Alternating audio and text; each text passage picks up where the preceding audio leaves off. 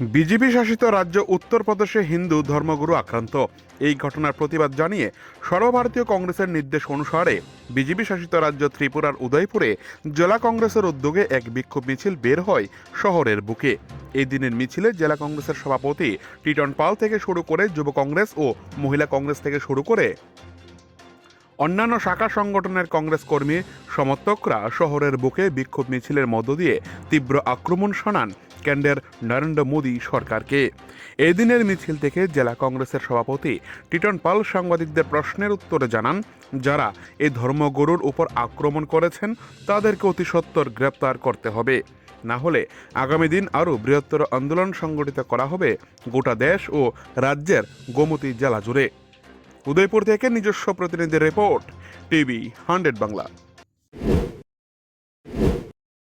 থেকে এই যে একজন সনাতনী হিন্দু ধর্মগুরুর উপর আক্রমণ করা হয়েছে বর্বরোচিতভাবে, তার প্রতিবাদে সেখানে আজকে উদয়পুর জেলা কংগ্রেসের তরফ থেকে সেখানে আমরা প্রতিবাদ করছি। যারা এই শঙ্করাচার্যের উপর সেখানে হামলা করেছে অবিলম্বে তাদের দ্রুত চিহ্নিত করে আইনি ব্যবস্থা তাদের বিরুদ্ধে নিতে হবে।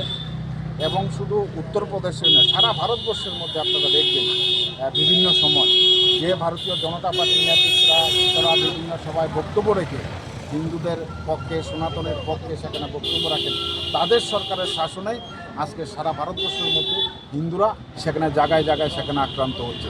আমরা সেখানে মহারাষ্ট্রে আমরা দেখেছি আরএসএসের যে সদর কার্যালয়, সেই সদর কার্যালয়ের গাড়ি পার্কিংয়ের জন্য সেখানে 150 বছর পুরনো এই হিন্দুদের যে আস্থার একটা মন্দির রয়েছে, সে মন্দির ভেঙে সেখানে গুড়িয়ে দেওয়া হয়েছে।